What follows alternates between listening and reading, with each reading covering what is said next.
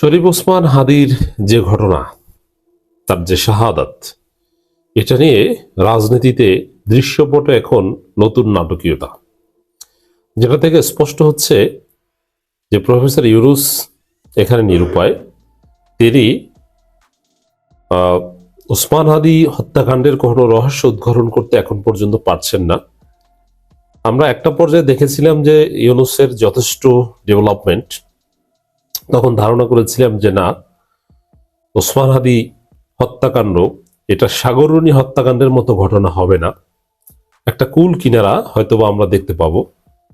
কিন্তু এখন আমরা দেখতে পাচ্ছি যে না, ওসমান হাদির হত্যাকাণ্ড সাগররানী হত্যাকাণ্ডের মতো একটা কেসে রূপ নিচ্ছে।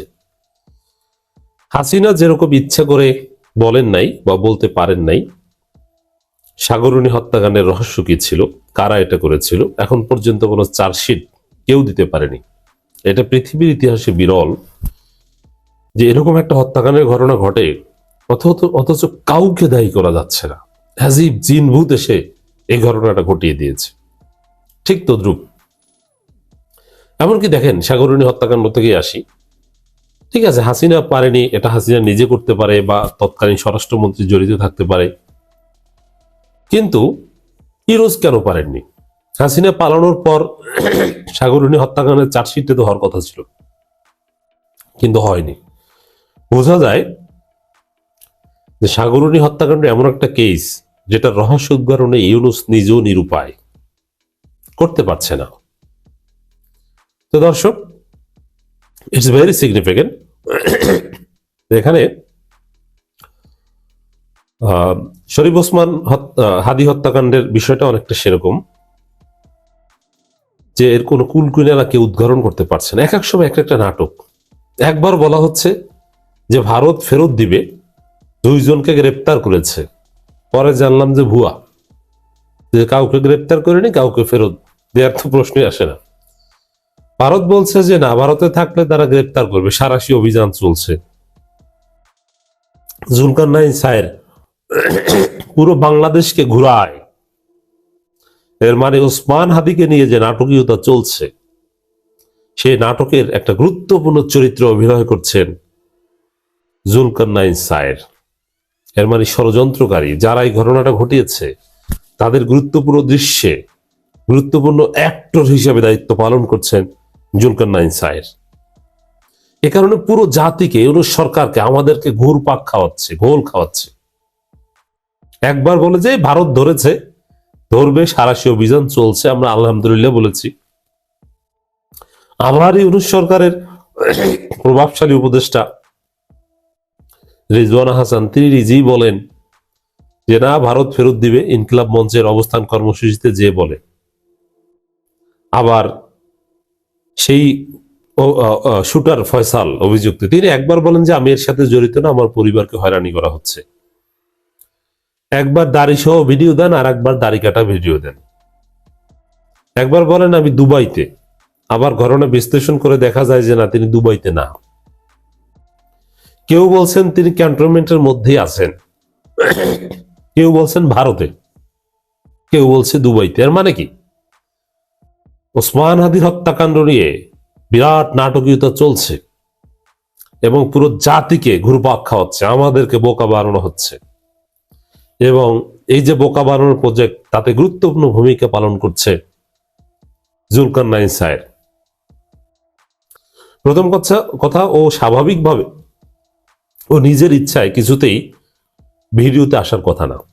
ওকে যারা হত্যাকাণ্ডের সাথে জড়িত, হতে পারে ডিজিএফআই বা জুলকারনাইন সায়ের গং বা কচুখ্যাত, এরকম কেউ না কেউ ওকে বলেছে তুমি ভিডিওতে আসো।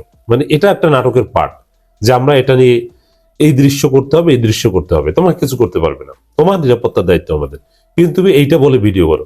ওকে যেটা বলতে বলেছে ওইটা বলেছে, ওটা ফয়সাল নিজের উদ্যোগে বলেছে, এটা আমি মনে করি না। তো দেখেন, এই যে ছেলেটা যিনি মূল অভিযুক্ত, এটা দিবালোকে না স্পষ্ট যে তিনি শুট করেছেন ফয়সাল। এই ফয়সাল তিনি ভিডিওতে এসেছেন এবং তিনি বলছেন আমি দুবাইতে। এত সাহস তিনি কোথায় পেয়েছেন? এত সোজা?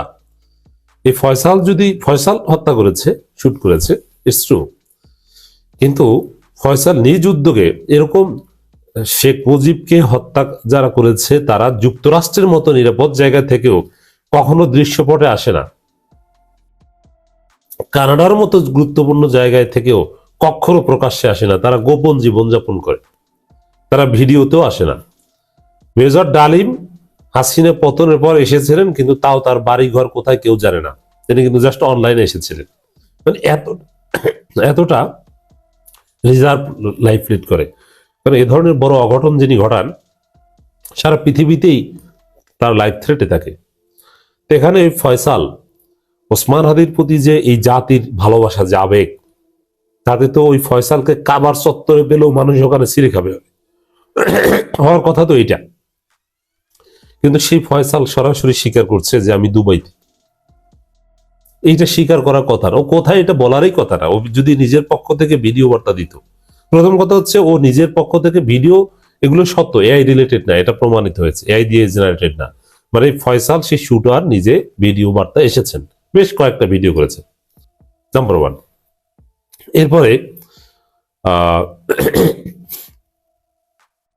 একবার বলে যে আমির সাথে জড়িত না, আবার দায় স্বীকার করে।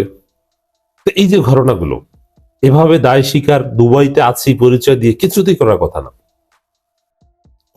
এমন কোন প্রভাবশালী শক্তি এই ফয়সালের মাধ্যমে এই ভিডিও করাচ্ছে বা এই ঘটনা ঘটাচ্ছে, পুরো জাতিকে ঘোল খাওয়াচ্ছে, যে প্রভাবশালী শক্তির কাছে প্রফেসর ইউনূস নিজেও নিরুপায়। দেখেন সর্বশেষ খবর, সঞ্জয় ও ফয়সালের দায় স্বীকার, খবরটা একটু বিশ্লেষণ করছি। ইনকলাব মঞ্চের মুখপাত্র শহীদ শরীফ ওসমান হাদি হত্যা মামলায় প্রধান আসামি সহযোগী সঞ্জয় চিসিম ও ফয়সাল আদালতে দায় স্বীকার করে স্বীকারোক্তিমূলক জবানবন্দি দিয়েছেন। ঢাকায় মেট্রোপলিটন ম্যাজিস্ট্রেট জামশেদ আলমের আদালতে তাদের জবানবন্দি রেকর্ড করেন। এর আগে তাদের দুজনকে আদালতে হাজির করে, মানে সহযোগী ওই শুটার। এরপর মামলা তদন্ত কর্মকর্তা ডিবি পুলিশের পরিদর্শক ফয়সাল আহমেদ তাদের জবানবন্দি রেকর্ড করার আবেদন করেন। আবেদনের পরিপ্রেক্ষিতে আদালত তাদের জবানবন্দি রেকর্ড শেষে পাঠান। তারপরে শহীদ শরীফ ওসমান হাদি হত্যা চেষ্টায় ব্যবহৃত নরসিংদী জেলার সদর থানাধীন তরুয়া এলাকায় মোল্লাবাড়ির সামনে তরুয়ার বিল থেকে উদ্ধার করে র্যাব। এ সময় ফয়সালকে আটক করা হয়। ফয়সাল প্রধান আসামি শুটার ফয়সাল করিম মাসুদের শ্যালকের বন্ধু, মানে দুই ফয়সাল। এক ফয়সাল ভিডিও দেশে নাটক করে, আর এক ফয়সাল বলেছে আমরা দায় স্বীকার। এর মধ্যে নাটকীয়তা আছে। বিশেষ করে ভিডিওতে আসা, পৃথিবীর যেখানে যুক্তরাষ্ট্রে যেতে পারলো ভিডিওতে আসার সাহস করার কথা না। যুক্তরাষ্ট্রেও যদি বাংলাদেশের মানুষ, বাংলাদেশ পন্থীরা শুটার ফয়সালকে পায়, ওকে ছিঁড়ে খেয়ে ফেলার কথা, তারপরেও ভিডিও করছে। এবং ভিডিও ফেক না কি, দুবাই না ভারত, নানান বিশ্লেষণ। আসলে এই ঘটনাগুলো এমন কেউ ঘটাচ্ছে যাদেরকে ইউনূস নিজেও কিছু করতে পারছে না। অন দি আদার হ্যান্ড, ইনকিলাব মঞ্চ ধীরে ধীরে চুপসে যাচ্ছে। ইনকিলাব মঞ্চের যে কঠোর কর্মসূচি ছিল ধীরে ধীরে সেগুলো ম্রিয়মাণ হয়ে যাচ্ছে, বরং সরকারি নানান আশ্বাস দিয়ে সেগুলো থামিয়ে দিচ্ছে। বলা হচ্ছে যে তারা 7 তারিখের মধ্যে চার্জশিট দেবে, অথচ কোনো কুল কিনারাই নাই। ফয়সাল কোথায় এটি জানে না। দুবাই কিভাবে গেল, ভারত থেকে না বাংলাদেশ থেকে? না, আসলে বাংলাদেশে বসে বলছি দুবাই। দুবাই কি এখন বাংলাদেশের মতো শীত, সোয়েটার টোয়েটার পরে? নানান প্রশ্ন আছে, যে সবগুলো যদি একত্র করি আসলে আমাদেরকে ভুল বোঝানো হচ্ছে, ঘোল খাওয়ানো হচ্ছে। বাংলাদেশে যে মুহূর্তে আওয়ামী লীগকে, বাংলাদেশের সৃষ্টি লগ্নে আওয়ামী লীগকে চ্যালেঞ্জ করার জন্য ভারতীয়রা অন্য আর একটা পার্টি তৈরি করে দিল। ওই পার্টিটা কি ছিল? জাসদ এবং বামপন্থী। জাসদকে বলল তোমরা শুধু নাম কা ওয়াস্তে আওয়ামী লীগের বিরোধিতা করবা, কারণ ভারতের আলটিমেট টার্গেট ছিল বাংলাদেশকে নিয়ে নেয়া, কোনো স্বাধীন রাষ্ট্র আমাদেরকে উপহার দেওয়া না। এটা ডিফারেন্ট সাবজেক্ট, কিন্তু আজকের আমি সাবজেক্টটায় ফিরে আসি। জিয়াউর রহমান সাহেব উনি হিস্ট্রি ঘেটে একটা জিনিস শিওর হলেন। সেই সাবজেক্টটা কি ছিল? উনি জানতেন যে বাংলাদেশে প্রাতিষ্ঠানিক রাজনীতি যেহেতু নাই, সেহেতু ভারতীয়রা সুযোগ নেবে আওয়ামী লীগ এবং বামপন্থীদের দ্বারা একটা বিপ্লবের দিকে যেতে। আপনারা যারা লেখাপড়া করেন, আপনারা যারা রিসার্চ করেন, আপনাদেরকে আমি জিজ্ঞাসা করে দেখি, জিয়াউর রহমান সাহেব কেন সিপাহী বিপ্লবে কর্নেল তাহের এবং বামপন্থীদের সাথে যায় নাই? কেন যায় নাই? হিস্ট্রিক্যালি একটা জিনিস আমার মাথায় ঢুকেছে, সেটা হচ্ছে জিয়াউর রহমান জানতেন বাংলাদেশে বামপন্থীরা রাষ্ট্র হিসাবে বাংলাদেশকে ভারতের মধ্যে মনে করে, কিন্তু একটা জিনিস জিয়াউর রহমান ওই সময় টের পাইছে। টের পাওয়ার পরে উনি বললেন যে না, আমি এই বামপন্থী বা এই কর্নেল তাহের, এই সিপাহী জনতা, তারা যে বিপ্লবের কথা বলছে, গণবাহিনী, সে বলছে আমি এটার ভিতরে যাব না। জিয়া সাহেব তার মধ্যে আর যান নাই। এখন আপনাদেরকে একটা কথা মনে রাখতে হবে, জিয়াউর রহমান সাহেব যখন পার্টিটা করেছেন, সেই থেকে জাতীয়তাবাদী দলের মধ্যে ভারতীয় মল এবং তলপি ঢুকানোর জন্য তারা এমন কোনো কিছু নাই যেটা তারা করে নাই। এবং যেসব মলদেরকে ভারতীয়রা বিএনপির মধ্যে ঢুকিয়েছে, তাদের ভিতরে আমির খসরু মাহমুদ চৌধুরীর মতো লোকজনরা আছে, আব্দুল আউয়াল মিন্টুর মতো লোকজনরা আছে, গোরখদক আব্বাস তখন এত কেউ না, 2 টাকার চান্দাবাজ, কিচ্ছু না। কিন্তু বিএনপির রাজনীতিতে বেশ কিছু লোকজনদেরকে ঢুকানো হয়েছে যারা ভারতীয় স্বার্থ রক্ষার্থে বাংলাদেশকে আদৌ স্বাধীন সার্বভৌম রাষ্ট্র হিসাবেই তারা কল্পনা করে না। আমি একটা কথা চিন্তা করেছি, বেগম জিয়ার এত জনপ্রিয়তা, জিয়াউর রহমানের আকাশচুম্বী জনপ্রিয়তা, আপনারা কি একটু অবাক হন নাই? বেগম জিয়াকে অন্যায়ভাবে যখন হাজতে নেওয়া হলো, রাস্তায় তার জন্য একটা আন্দোলন হয় নাই? আচ্ছা, একটা কথা দর্শক শ্রোতা, আপনারা একা একা চিন্তা করে দেখেন, যেই ভদ্র মহিলার জানা যায় 20, 30, 40 লক্ষ, 50 লক্ষ লোক হয় ভালোবাসায়, উদারতায়, এই মহিলার জন্য 500 মানুষ রাস্তায় নামে নাই হাজতে ঢুকানোর দিন। আপনারা কি একা একা একটু চিন্তা করে দেখেছেন? বেগম জিয়ার জানা যায় কেউ বলে 50 লাখ, কেউ বলে 60 লাখ বা 1 কোটি। স্বাভাবিক একটু চিন্তা করে দেখেন, যার স্বামীর জানা যায় লক্ষ লক্ষ লোকের উপস্থিতি, যেই ভদ্র মহিলার জানা যায় 50, 60 লক্ষ, 70 লক্ষ মানুষের উপস্থিতি, এই মানুষটাকে হাজতে ঢোকানোর পরে একটা লোক রাস্তায় নামবে না, এটা কি আপনাদের জন্য নরমাল মনে হয়েছে? আমার কাছে মোটেও নরমাল মনে হয় নাই। আপনাদেরকে আমি বলি, বেগম জিয়া, তাকে যখন প্রেসার দেওয়া হলো যে ভারতকে করিডোর দিতে হবে, ভারতকে পোর্ট দিতে হবে, ভারতকে জমি দিতে হবে, ভারতকে এইটা ওইটা দিতে হবে, বেগম জিয়া দলের নেতৃস্থানীয় লোকজনদেরকে একত্র করে বলছে, যেই মুহূর্তে ভারত আমাদেরকে প্রেসার দিবে, ওই মুহূর্তে দেশপ্রেমিক মানুষদেরকে এটা জানিয়ে দিন এবং তাদেরকে রাস্তায় নামিয়ে দিন, আন্দোলন শুরু করবে এর বিরুদ্ধে। বেগম জিয়া এটা করতেন। বেগম জিয়াকে এ ধরনের অ্যাডভাইস করা হয়েছে। ফর এক্সাম্পল, ভারত বলছে করিডোর দিতে হবে, বেগম জিয়া কি করতেন? ঢাকা এবং চিটাগংয়ে এবং খুলনায় বিভিন্ন জায়গায় বিএনপির সমর্থকদের নামিয়ে দিতেন, স্লোগান দিত, no corridor, no rail line,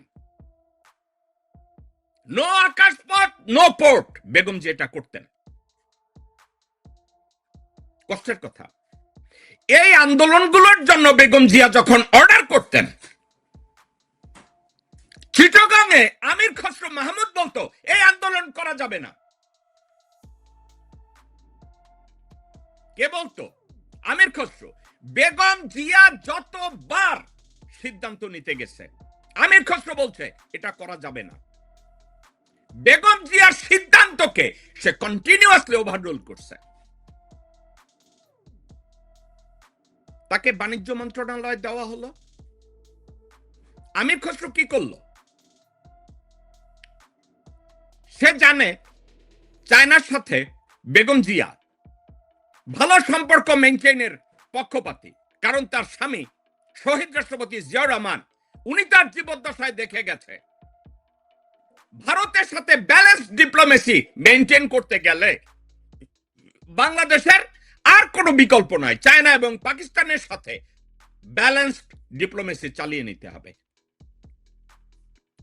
চায়নার সাথে বাংলাদেশের স্পেশালি জাতীয়তাবাদী দলের সম্পর্কটাকে জঘন্য বানানোর জন্য আমির খসরু মাহমুদ ভারতীয় রয়ের নির্দেশে উনি কি করলেন জানেন?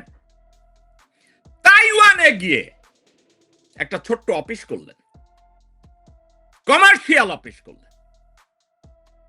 এটার উদ্দেশ্য বাংলাদেশের অর্থনীতিকে বাড়ানো না, তাইওয়ানের সাথে সম্পর্ক তৈরি করার অর্থ তখন বিএনপির কোনো উপকার করা না, রাদার বিএনপির রাজনীতিটাকে, এশিয়ান রাজনীতিকে পয়জনাস করে দেওয়া এবং ভারতের উপরে পুরোপুরি নির্ভরশীল করে দেয়া। ভারতের সাথে আমাদের বাণিজ্য ঘাটতি প্রায় 50 বিলিয়নের কাছাকাছি, এবং এটা শুরু হয়েছে আমির খসরুর জন্য। আমির খসরু কি করেছে? বিএনপির সাথে চায়নার দূরত্বটা মিলিয়ন মাইল দূরে সরে দিয়েছে এই আমির খসরু। বেগম জিয়া কিন্তু এটা জানতেন, এবং বেগম জিয়া, ভারত যখন বেগম জিয়ার উপরে প্রেসার দেওয়া শুরু করলো তাদেরকে করিডোর দিতে হবে, আপনি কি জানেন আমির খসরু তখন সেনাপ্রধান মঈনের সাথে লতকালতকি সম্পর্ক, প্রায় প্রতিদিন মঈনুদ্দিনের বাসায় যায় আমির খসরু মাহমুদ। আরেকজন গেছে বরকতুল্লাহ ভুলু, আরেকজন গেছে বেগম জিয়ারি ভাই সাইদ ইস্কান্দার। বেগম জিয়াকে প্রেসার দেওয়ার জন্য আমির খসরু মাহমুদ বলছে চিটাগংয়ে আমি আন্দোলন করতে দেব না, কারণ বেগম জিয়া জানে সে ভারতকে করিডোর দিবে না। বেগম জিয়া জানতেন ভারতে করিডোর দিতে গেলে বাংলাদেশের সার্বভৌমত্ব থাকে না, জাতীয়তাবাদী রাজনৈতিক আর থাকে না। উনি আন্দোলনে নামানোর কথা বললেন। ঢাকায় তাকে বাধা দিল আব্দুল আউয়াল মিন্টু, সাদেক হোসেন খোকা এবং গোরখোদক আব্বাস। বেগম জিয়াকে বাধা দিল যাতে হরতাল না হয়। তারা যোগ দিল আমির খসরু মাহমুদ চৌধুরীর কাছে। আমির খসরু মাহমুদ চৌধুরী তখন চিটাগং স্টক এক্সচেঞ্জের পয়সা চুরি করে ঢাকায় জমি কেনার নাম করে সে ঢাকায় অলরেডি জমি নিয়ে নিছে, ওই যে সেরেনা হোটেলের জায়গা। বেগম জিয়া বিএনপির স্ট্যান্ডিং কমিটি না, তার পার্সোনাল লেভেলে বহু লোকজনদেরকে বলছে আমার বোধহয় আমির খসরুকে দলে রাখা আর সম্ভব হবে না। বেগম জিয়া এই কথা বহুবার তার আত্মীয় স্বজনদের কাছে বলছে। আমি 2-3 জনের নাম বলি, তারা জীবিত আছে কিনা আমার জানা নাই।